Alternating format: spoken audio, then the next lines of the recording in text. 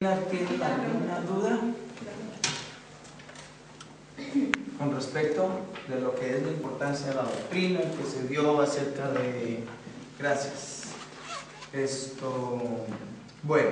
Vaya preguntando nosotros y dale la Bueno. pregunta y vamos a... Es que lo que no quiero es eso. Cumplimos el récord. Claro, así es. Así sacamos buena nota. Recuerden que son 60 minutos. 60 minutos y corriendo. Hay tiempo hasta ti de mes. ¿Qué va? Bueno. ¿Pero te entrega el 10? Bueno, vamos a hacer preguntas entonces del cuestionario y entre todas las vamos a ir contestando. Eso, amén. Bueno, la primera, hermana Solema, ¿en qué consiste la doctrina cristiana? La doctrina cristiana. Explíqueme. ¿En qué consiste? ¿En qué A ver si yo no le he estado recién yo a valer, pero de todas maneras yo por conocimiento la voy a responder. A ver, a mi manera de pensar. La doctrina creo que es el esqueleto, es las bases fundamentales del Evangelio. Ahí que me pueda responder esa pregunta, ¿en qué consiste la doctrina cristiana? Bueno, vamos. La doctrina dice de que en nosotros es como el esqueleto humano, la fase vital, o sea, sería la columna vertebral, un lugar muy importante. Sí, pero ustedes tienen que tener, ustedes cuando vayan a definir algo, Es el fundamento. ustedes no pueden hablar de ejemplos. Ustedes la doctrina es un esqueleto. Por ahí me contaron un chiste, hermano, que los niños del pueblo de Israel aprendían anatomía con los huesos de José, porque como dice la palabra de Dios que los huesos de José fueron desenterrados y fueron llevados a la tierra prometida, entonces que los niños del pueblo de Israel aprendían anatomía con los huesos de José. Un chiste bíblico. Cuando ustedes vayan a responder esa pregunta, ustedes lo que tienen que hablar es de que la doctrina cristiana es el fundamento. Son las doctrinas, son las enseñanzas que fundamentan nuestra fe. ¿No? Entonces, por eso es que dice aquí, la doctrina es para nuestra vida lo que es el esqueleto para el cuerpo. Sin la doctrina no podremos levantarnos, proyectarnos, conquistar, permanecer y luchar. Por eso es que el hermano Marcos dice eso, porque es el fundamento. La doctrina es el fundamento, o sea, es la base sólida de la vida cristiana. Si no hay un buen fundamento, no hay una buena vida cristiana. Amén.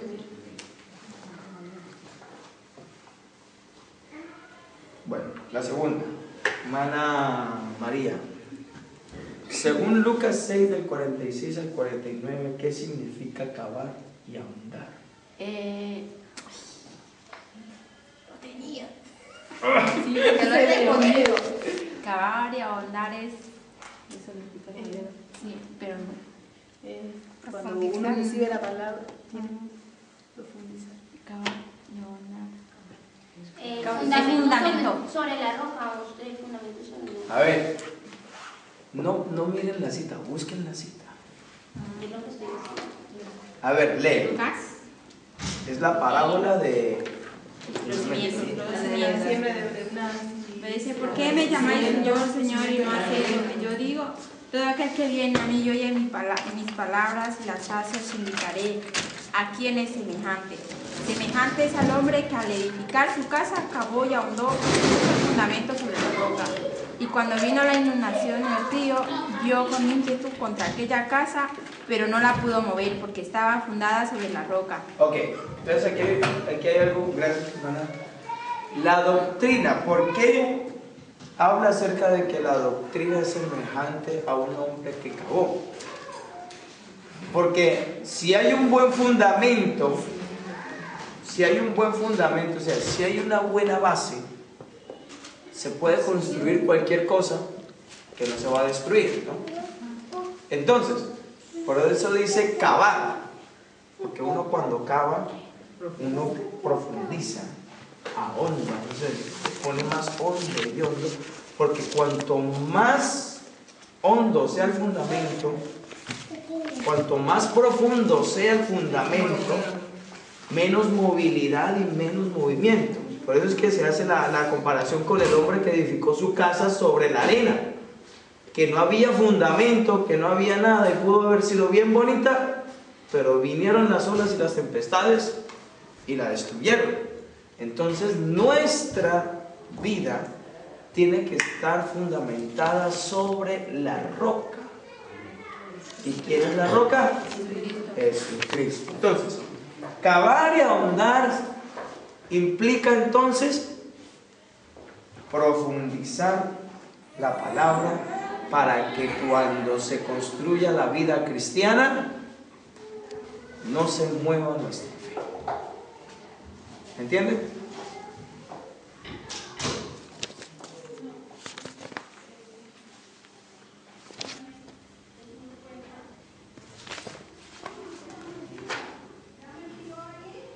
Bueno,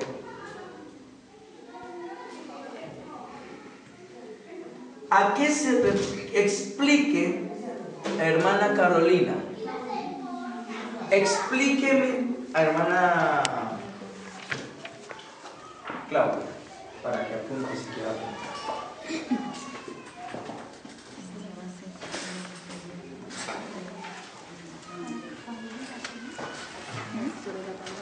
Explique en qué consiste el que la doctrina es conforme a la piedad.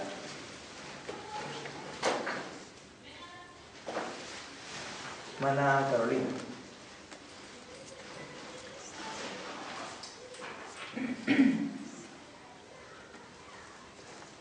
¿Por qué se habla de la piedad? Que la doctrina es conforme a la piedad. Podemos decir también que Dios dio su vida por amor, y amor, conforme al amor, a la piedad que... ¿Qué es piedad? Tener misericordia. Misericordia. A ver, abran la Biblia, 1 Timoteo 6:3.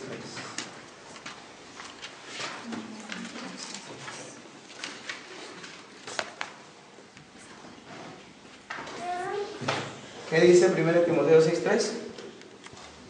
Si alguno enseña otra cosa y no se conforma a las sanas palabras de nuestro Señor Jesucristo, y a la doctrina que es conforme a la piedad. A la doctrina conforme a la piedad. Sinónimos de la piedad. Misericordia. Misericordia. Bondadoso. Amor, ¿qué más? Bondadoso. Bueno. Bondadoso, bueno, paciente. Fiel. O sea, si la doctrina es una doctrina conforme a la paciencia, a la bondad, conforme al amor, a la misericordia, conforme a lo que encierra la bondad de Dios. ¿No? Estamos hablando de que el fundamento de nuestra fe es conforme. Eso quiere decir conforme, a ver si lo puedo explicar. Conforme es como va con, se adapta a, es adaptada a, o sea, que no se puede separar la una de la otra, conforme a.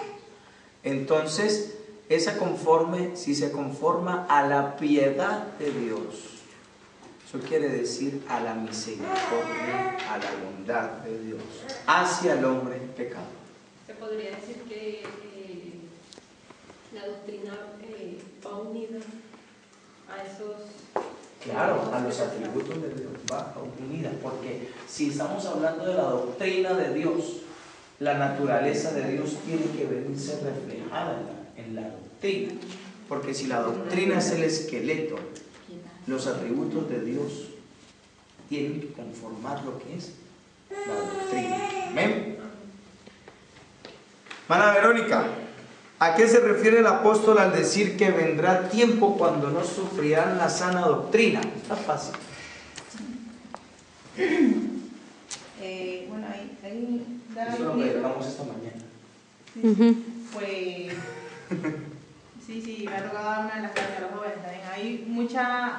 Hay ahora, se han levantado muchas iglesias en las cuales no predican el evangelio del Señor Jesús, o sea, se desvían conforme a su propia concupiscencia, como dice la palabra, conforme a sus propias ideas, pensamientos, que no están basadas en la palabra de Dios. Y bueno, hay un versículo ahí que no me recuerdo que ahí no habla con respecto a la sana doctrina. A la sana Segunda de Timoteo 4:3. Aquí lo tendrán en el cuestionario. Perdón. ¿Y no se refiere también a que cuando la iglesia esté arrebatada ya no habrá quien predique la sana doctrina? Si se va a predicar con los judíos, pero se va a hacer. Comenzó por oír la palabra, dice, ¿verdad? Van a venir tiempos, pero más que todo, vendrá el tiempo en que no sufrirán. No dice que no se predicará, sino que no van a sufrir la sana doctrina. Entonces, al hablar de sufrir, no van a ser capaces de tomar su cruz y seguir a Jesús. ¿Me entienden? Es decir, que para evitar de que se burlen de mí, entonces yo voy a adoptar doctrinas del mundo para hacerme como los del mundo, para que siendo del mundo ellos conozcan a Jesucristo. Más o menos eso. Entonces, cuando se dice la palabra, cuando la palabra de Dios habla acerca de que la doctrina es sufrida, es porque hay unos parámetros de la sana doctrina que fuera de esos parámetros ya comienza el sufrimiento. Por ejemplo, el hombre que le guste la bebida. Entonces, dentro del parámetro de la santidad de Jesucristo, de la doctrina de Jesucristo, no es lícito beber. Entonces, el amigo le va a invitar a beber, pero él va a tener que decir, no, yo no bebo porque soy cristiano. Entonces, si dice, yo no bebo porque soy cristiano, el otro se va a empezar a burlar de él. Ah, que usted es esto, que usted es lo otro. Eso es sufrir la sana doctrina. Defender mi posición a pesar de que el otro se oponga a mí.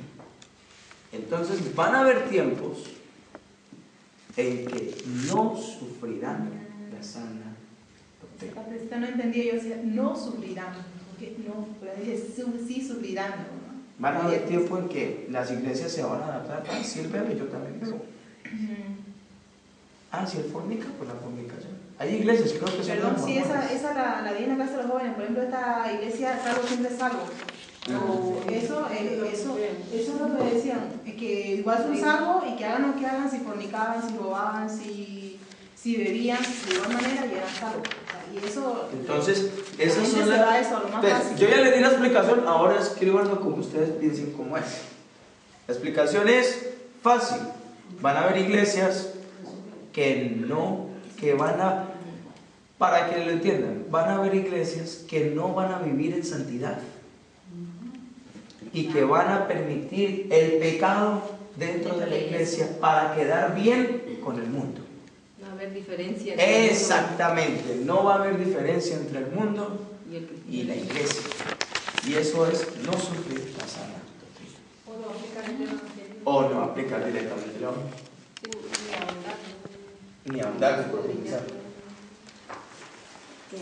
¿Qué significa? ¿Cómo sería la respuesta? Que no vivirán en santidad, Bueno, yo les explico y ustedes. Eso, a ver, yo creo que estamos en clase de bachillerato. El profesor explica y los alumnos se apuntan. No estamos en primaria que no necesitan dictar, ustedes ya entienden.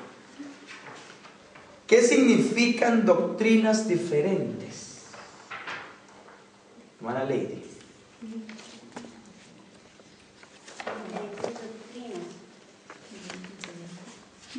Pues yo pienso en que hay, o sea, toman varias cosas que no son conforme a lo que deben de llevar, no sé cómo explicarme esa. Si no la sabes explicar es porque no te la sabes.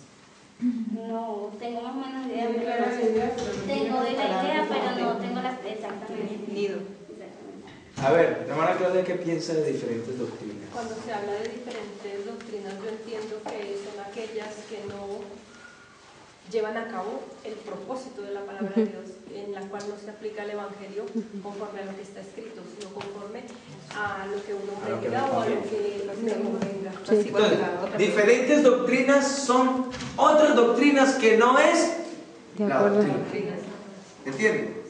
Por ejemplo, el esqueleto del camello es muy diferente al esqueleto humano. El cerebro del caballo es muy diferente al cerebro de la persona. El cerebro del caballo es una cosita así de chiquitica, por si no lo sabían. ¿El caballo? Y con la cabeza pequeña. Y con la cabeza, para que se den cuenta. Hermana María, qué cosa tan tremenda. Entonces, diferentes doctrinas. Son doctrinas diferentes a la verdadera doctrina. Como pueden ser los testigos de Jehová. Como los testigos de Jehová que tienen una doctrina diferente. Los mormones que tienen una doctrina diferente. Los mismos católicos o personas mismas evangélicas que no tienen la misma doctrina. El fundamento de la palabra. El fundamento, exactamente. O sea, que no están fundamentados en la roca ni en la verdad. Eso es lo que se refiere a diferentes doctrinas. Son doctrinas que son diferentes a la verdadera doctrina. A ver, hermano Marcos, esta va por usted. Aleluya. ¿Qué significa doctrinas de demonios? Esta está buena. Hablar de demonio. ¿Cómo? Doctrinas de demonios. A ver, piensa. Con la palabra. Esto es lógico. Todo lo que no tiene que ver nada con la palabra. Si se habla de doctrinas de demonios, la doctrina verdadera tiene una identidad y que es predicar acerca de nuestro Señor Jesús. Amén. Y la doctrina falsa, o sea, del demonio, es aquellos que nos distorsionan y hablan de algo que no existe, pero que también existe, ¿no? ¿Se acuerdan lo que yo les hablé ahora de la iglesia de William Marion Branham? De que la serpiente tuvo relaciones con la mujer. La doctrina de demonios lo que va a intentar es tergiversar lo que es verdadero. Entonces, que Dios es uno. No, la doctrina de demonios dice son 4. Son 3. Que la iglesia pasará por la gran tribulación. Que muchas iglesias creen eso. Eso es una doctrina de demonios. Pero que también hay salvación después del arrebatamiento. Y que va a haber salvación después del arrebatamiento para los gentiles. Hay que aclarar, para gentiles, porque para judíos sí va a haber salvación. Pero después del arrebatamiento, para gentiles, para eso existe un tiempo que se llama la gracia. Pero entonces, las doctrinas de demonios son las que tergiversan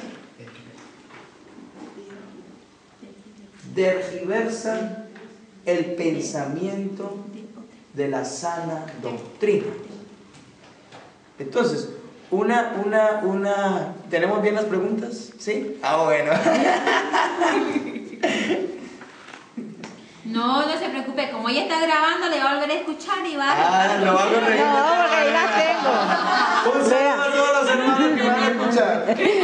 Yo las tengo, porque las hice en el libro, porque no, en el libro están las respuestas. Sí, pero aquí dice, es que por eso hay que explicarlo. Y también en el video del pastor Marcos también están las respuestas. Sacar estas doctrinas para claro, por eso que las tengo. Se cuidara del riesgo que se corre cuando se hallen tales enseñanzas. No dejéis llevar por doctrinas diversas y extrañas, vientos doctrinales, doctrinas de demonios, diferentes doctrinas. Eso es lo que dice el libro. Sí, está más. Entonces, como que las estamos, aunque todas encierran a lo mismo, ¿no? Pero son adjetivos diferentes. Diferentes doctrinas son las doctrinas diferentes. Pero también estas diferentes doctrinas también se llaman doctrinas de demonios, porque estas doctrinas de demonios lo que hacen es tergiversar la doctrina verdadera. ¿cómo así que la serpiente tuvo relaciones con Lucifer? Eso es impensable, pero es una doctrina. La predestinación. Cuando fue el pastor Marco dijo también sí, está en los videos, está. Entonces, para que usted se dé cuenta de que esto, las doctrinas de demonios son doctrinas que no dicen la verdad.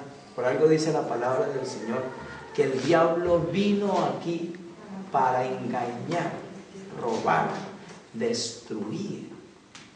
Y el padre de mentira es. ¿Será que no va a mentir? Sí, si el diablo se la quiso hacer al Señor, ¿se acuerdan cuando le dijo, tírate de aquí? Porque escrito está, a sus ángeles mandará cerca de ti que te guarden. Eso lo dice el Salmo 90. Pero el Salmo 90, no, ese versículo no lo dijo completo, o sea, mintió. Porque dice, para que te guarden cerca de ti y que te guarden en todos tus caminos. Y esa frasecita de todos tus caminos se le olvidó al diablo. Entonces, dice la palabra del Señor que Jesús le respondió. O sea, como ese salmo estaba como tergiversando. Mira, la Biblia dice esto. Y la palabra dice eso. Entonces, ahí vemos cómo el diablo es como el inventor de la falsa doctrina, porque también eso es otro adjetivo, el inventor de la falsa doctrina, cuando la falsa doctrina es falsa, porque no es verdadera. Entonces, doctrina de demonios, diferentes doctrinas, falsa doctrina, estamos hablando de las doctrinas que no son la verdadera. ¿Me entienden? Enfatice lo que hace la verdadera doctrina en la vida de un hombre que cree en el Evangelio. Esto está fácil.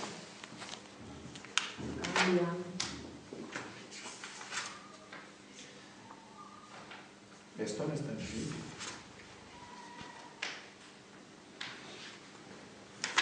A ver, saquemos esta. Impacta, convence, revela a Cristo, trasciende cualquier clase de filosofía y da convicciones firmes y profundas al Hijo de Dios. ¿Se lo entendieron?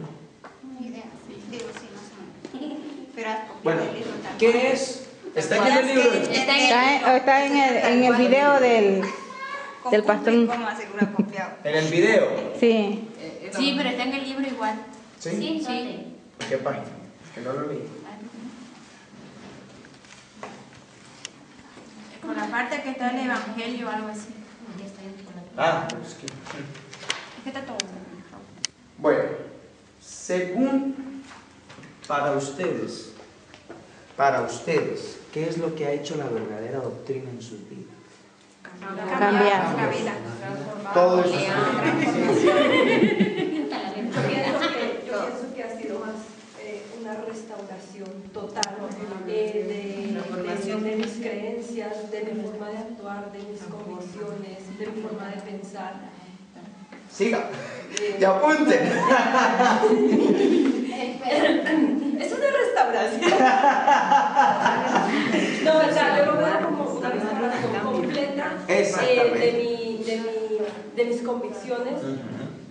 Y también es una puerta abierta para estructurar mi vida y llevar mi vida con propósito. Entonces, el Evangelio, o sea, lo que hace la doctrina es directamente cambiar radicalmente al hombre. Lo cambia radicalmente, lo transforma, lo regenera, lo limpia, lo purifica, lo perdona, etcétera, etcétera, etcétera. O sea, lo que Dios ha hecho en su vida, hermano, eso es lo que ha hecho la doctrina en su corazón. Eso está claro. ¿Entendido? Sí. Van a sacar un 10 ustedes, ¿no? Y si no sacan 10, me echan tu parte. ¿Y por qué tienen toda la misma respuesta? Eso es lo que le iba a decir el día que revisen. Pero los de Vallecas todos con la misma respuesta. Cuando venga el hijo del pastor. Están tomando apuntes. No, porque otro dice. Bueno, ¿qué diferencia existe entre predicar y enseñar? Ustedes lo saben. Sí. predicar creo que es como una evangelizar. Es llevar las enseñanza buenas en forma nuevas. general. Llevar la palabra de Dios a aquel que no conoce. Enseñarla No se es especifica, profundizar en un tema. a enseñarla a vivir guiarla, en el camino del Señor. corregirla. A ver, Mateo, a ver, Dice que enseñar que una vez que esté bautizado, No. Se equivoca. No. Enseñarle Mateo cómo vivir 28, en 19. Predicar, diferencia entre predicar y Ahí está la diferencia. Predicar, dar el mensaje. Enseñar es, por ejemplo, con nuestros actos, con nuestro testimonio, estamos enseñando a los demás. No, porque también se predica con el testimonio. ¿Qué es? A ver, según Mateo 28, 19, ¿cuál es la diferencia entre la predicación y la enseñanza? 18.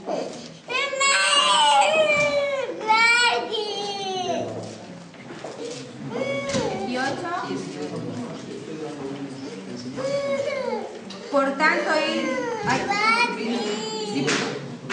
19, 18. 28, 19. 28, Por 19. tanto, ir y hacer discípulos en todas las naciones, bautizándolos en el nombre del Padre y del Espíritu Santo. Verso 20. Enseñándoles que guarden todas las cosas que os he mandado y que aquí estoy Esa con enseñanza. vosotros todos los días hasta el fin del mundo. ¿Qué es predicar? Evangelizar. Presentar a Jesucristo. ¿Y qué es enseñar? que guarden Para que guarden.